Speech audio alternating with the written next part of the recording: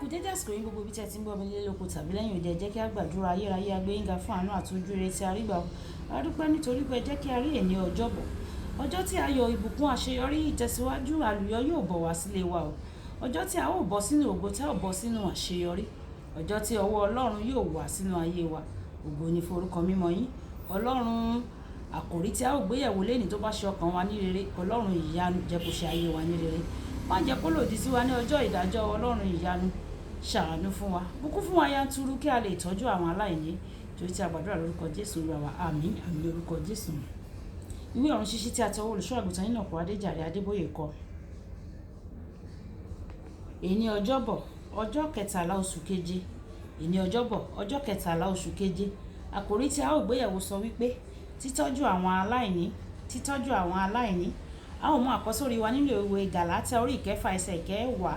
Ìwé Gàlátíà orí ìkẹfà ẹsẹ̀ ìkẹwàá tí ó kà báyìí pé ǹjẹ́ bí a ti rí àkókò, ẹ jẹ́ kí a máa ṣoore fún gbogbo ènìyàn àti pàápàá fún àwọn tí í ṣe ará ilé ìgbàgbọ́. Ìgbà tí a ó mú bíbélì kíkà wa nínú ìwé Mátíù orí karùndínlọ́gbọ̀n ẹsẹ̀ ìkẹrìnléníọgbọ̀n títí dé ẹsẹ̀ ogójì. Ìwé Mátíù orí karùndínlọ́gbọ̀n ẹsẹ̀ ìkẹrìnléníọgbọ̀n títí dé ẹsẹ̀ ogójì tí ó kà báyìí pé nítorí ebi ń pa mí, ẹ̀yin sì fún mi ní oúnjẹ, òǹgbẹ ń gbẹ mí, ẹ̀yin sì fún mi ní omi mímu. Mo jẹ́ àlejò, ẹ̀yin sì gbà mí sílé. Mo wà ní ìhòhò, ẹ̀yin sì dáṣọ bò mí. Mo ṣe àìsàn, ẹ̀yin sì bójú tó mi. Mo wà nínú túbú, ẹ̀yin sì tọ̀ mí wá.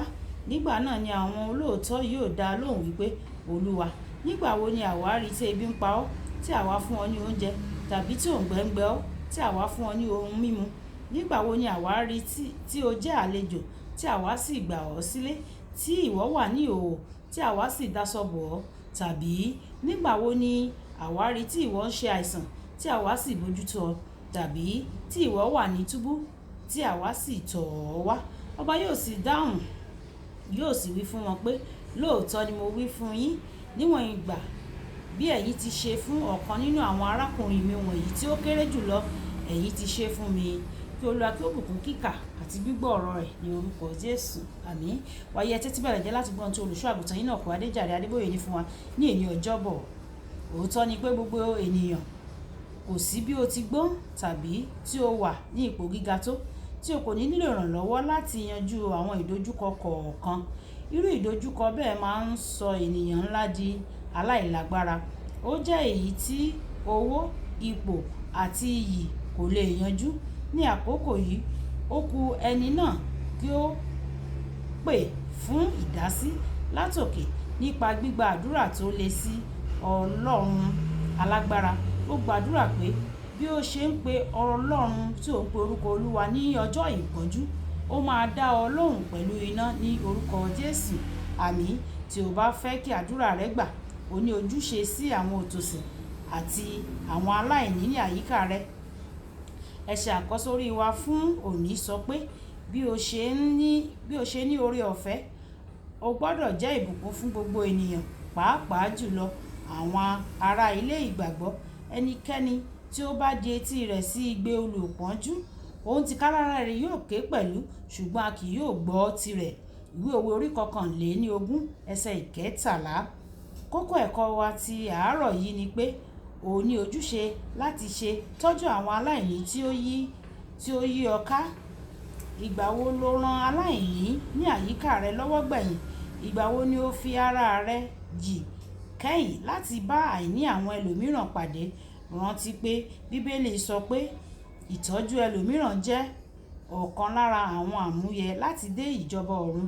Gẹ́gẹ́ bí a ṣe rí nínú Bíbélì kíkà wa ti òní, Jésù Olúwa wá ṣàpèjúwe bí àwọn ọmọlẹ́yìn ṣe tó bọ́ àwọn tẹ́bi ń pa, kó àwọn àjòjì mọ́ra, dá aṣọ bo àwọn tó wà ní ìhòhò, tọ́jú àwọn aláìsàn, bẹ àwọn ẹlẹ́wọ̀n wò, sì máa di alábùkún fún, kí àwọn náà kí ó lè di alábùkún fún. Tí Ọlọ́run máa fún wọn ní irú wọn ni Ọlọ́run máa fún ní ìyè ayérayé. Ó tẹ̀síwájú láti sọ pé níwọ̀n ìgbà tí ẹ ṣe àwọn iṣẹ́ rere wọ̀nyí fún ọ̀kan lára àwọn ará mi, ní fún ọ̀kan lára àwọn ara yín, a kà á sí pé ẹ ti ṣe fún èmi pàápàá. Gbogbo onígbàgbọ́ àti ìjọ lápapọ̀ kò gbọdọ̀ fi àwọn òtòṣì tàbí aláìní sílẹ̀ fún ìtọ́jú ìjọba nìkan o. Ara Jésù Kristi kò gbọdọ̀ kùnà ojúṣe wọn láti tọ́jú àwọn tó kù díẹ̀ fún láàrin wa.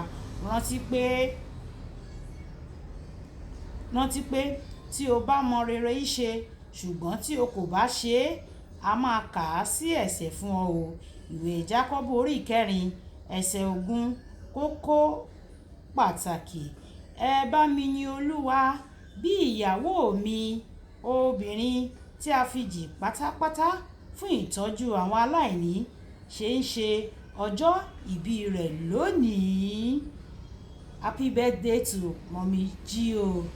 Olúwabùkọ́lá Ayako tí a mọ̀ sí ìyá ènìyàn rere, ìyá àwọn ọmọ rere, ọ̀rẹ́ ènìyàn rere ni ó ka òun ṣíṣe tẹ̀ nígbà tí àwọn máa pàdé lọ́la. Àkí màmá wa pé ẹ kú ọjọ́ ìbí èní, ó dàbọ̀.